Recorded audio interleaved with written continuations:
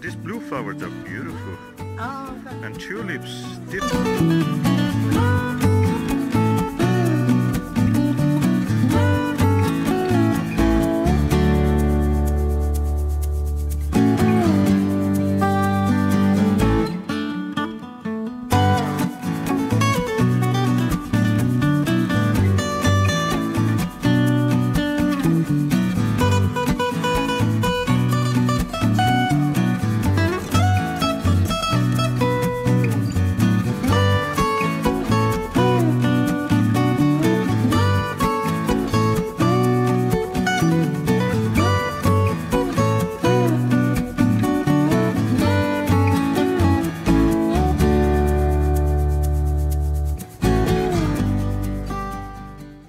I see what you're doing, Susan.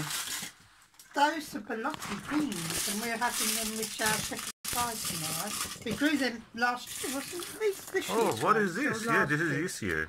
Yeah, last year, yeah. We're keeping last season. Yeah, we're keeping some of our beans for growing. So, but there was just too many Borlottis to grow again. Yeah. So we're going to have them in shepherd's pie tomorrow. So, why you're putting them in the water? To soak them. And what it does? Well, it rehydrates them. Oh. They're dry. But the secret of rehydration also is to put some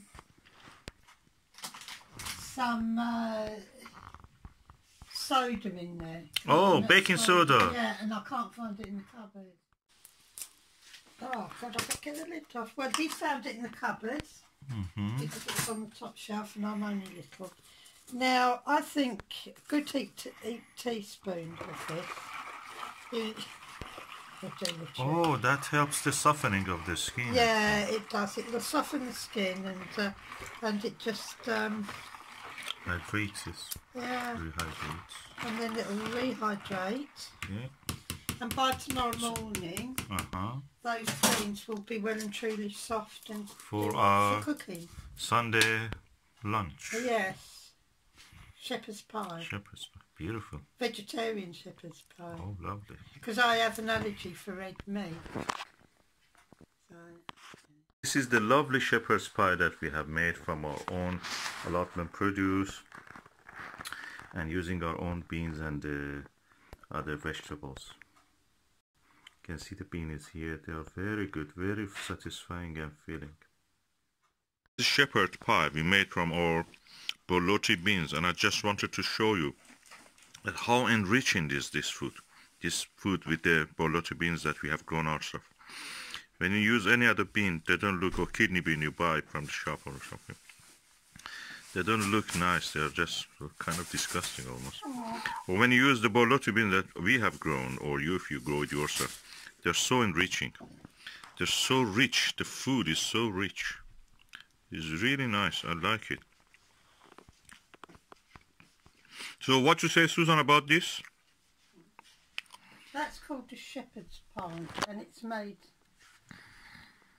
in the traditional way. And what you use, what do you think has made it so rich in flavours? Well, I just use fresh vegetables, root vegetables and onions. And you should use lamb if it's... What about this bean? I'm talking about the bean. The beans were our own beans. Do you think it has a role? Because we used in the past the same ingredients without the bean actually. We used the kidney bean from the shop. Well, you can use kidney beans from the shop. But this one is really rich. They are the beans that people... Yeah, they are... I forgot what their name. They're small. I know they're... Borlotti beans. They're Borlotti beans, but they're very small this year. Because of the drought. But they're so tender. We dried them. We dry all our beans, any beans we have, including runner beans. We will dry them and then we rehydrate them with... before cooking. Before cooking, with water and baking soda. And baking soda. Bicarbonate soda, that is. And we will leave them all night just to soak. And then in the morning they're ready for boiling, which takes about an hour to boil them. It may sound a lot of fiddling, but actually the beans are beautiful. Oh, thank you. That's really nice.